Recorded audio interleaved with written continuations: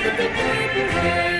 Upang hirang buhay ka ng mag-ipon sa manlulupig, di ka pasisiin sa dagat at bundok, sa simay at sa langit kung buko ay dilag ang tulog.